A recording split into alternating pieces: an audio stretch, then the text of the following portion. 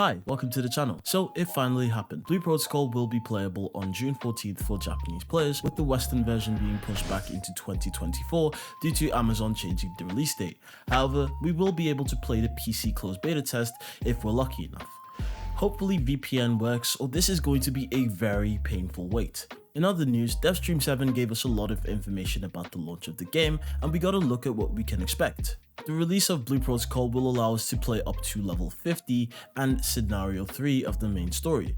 There have been 5 confirmed classes at launch as we expected, and there are future classes coming later on. We also got a look at the long anticipated roadmap and found out that there will be 3 types of updates coming to Blue Protocol. Mission updates, which seem to be additional missions or variations to certain missions, content updates, which include classes and new ways to play, and lastly scenario updates, which seem to be the bigger updates for the game, including new maps, enemies, and additional story content. About every 4 months we'll be getting a scenario update with varying length in terms of the game's story. It also seems the game's season pass will last about 2 months as expected. Now this was a very brief look at the roadmap, but in Devstream 8, seemingly 2 weeks just before the Japanese launch, we will get some more details about the roadmap and the game's item store.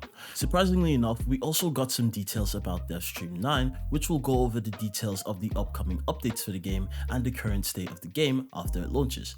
It also generally seems like we might be looking at a dev stream once a month, with any extra dev streams having a decimal number on it as seen in 6.3. Unfortunately, there wasn't any confirmation on when we can expect the console version of the game, but seeing as there isn't even a global version right now, I don't think this will be very soon. In better news, we finally saw some of the network test changes and a look at the natural HP recovery for the game, with some interesting mechanics such as being able to speed up HP recovery using the sitting emote. This is a cool concept, and I would love to see more emotes with abilities such as a rally emote increasing the damage of your first hit in battle.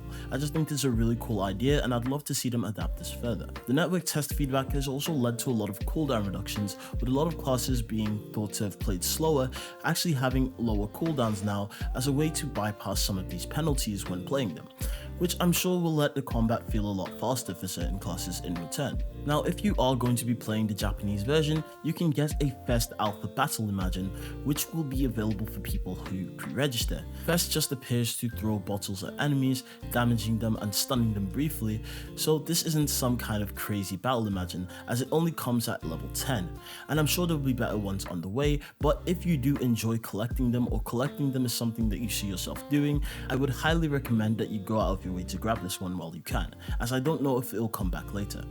And that's about everything. So if you got information you didn't know already, or you were just entertained, I would appreciate a subscribe, and remember to take some time off videos on YouTube and just relax. And see ya.